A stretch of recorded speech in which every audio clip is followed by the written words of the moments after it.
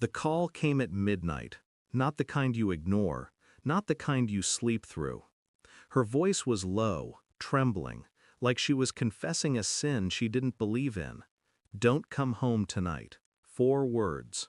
No explanation, no slip of emotion, just a pause too long, like she was waiting for me to ask why. I didn't.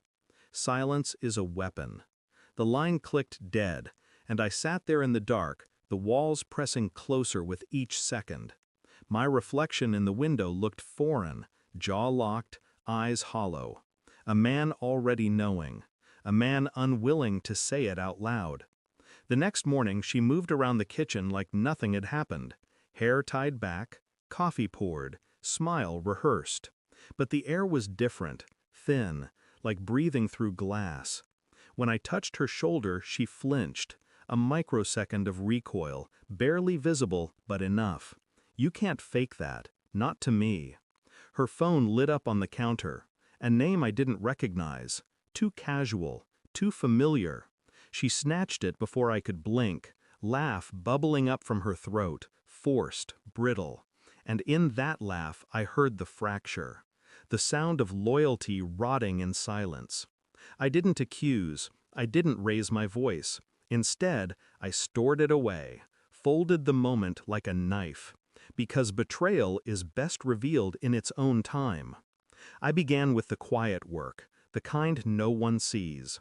Deleted calls retrieved, hotel charges hidden in the accounts, a scarf in her drawer I'd never seen her wear, perfume clinging to her skin, not the one I bought. She thought she was clever, but lies leave fingerprints, smudges in places she'd never think I'd look. I mailed a swab of our daughter's DNA, not because I doubted she was mine, but because I wanted certainty carved in stone, truth, in black and white, undeniable. I became an actor in my own home, smiles at dinner, nods at her stories, a steady hand on her back when others were watching. But inside was fire contained in glass. Each night I lay beside her, listening to her breathe, wondering if she was dreaming of me or of him. The envelope arrived on a Tuesday.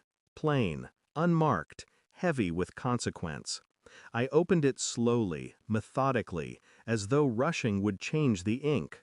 The child was mine, no doubt. My blood, my flesh. But the records from her phone, the hotel receipts, the trail I had pieced together, all pointed to the same man, a colleague, someone she swore was just a friend. That night I slid the printouts across the table.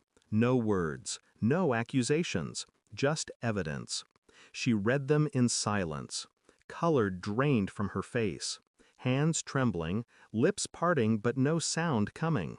I watched her break, quietly, methodically. "Say something," she whispered. I didn't, because silence is heavier than rage. The next day I scheduled dinner with her parents, her closest friends. Our daughter asleep upstairs, innocent, untouched by the filth below. I placed the folder on the table between us. Every lie, every receipt, every message. Her world collapsed under their eyes, not mine. She reached for me, a plea in her voice, raw and trembling. "Please, please don't." I leaned back, composed, detached, watching her drown in her own confession without lifting a finger.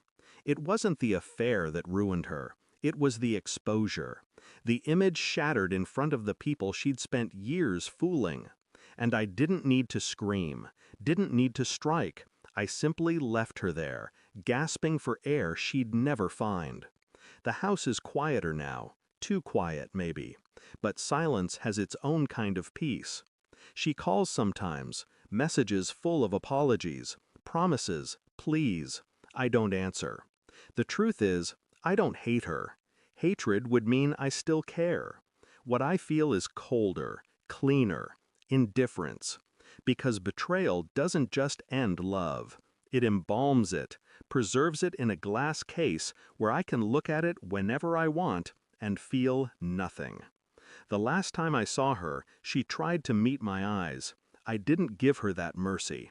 I walked past, unmoved, and for the first time in months, I could breathe. She thought the worst thing I could do was leave. She was wrong. The worst thing I did was survive her.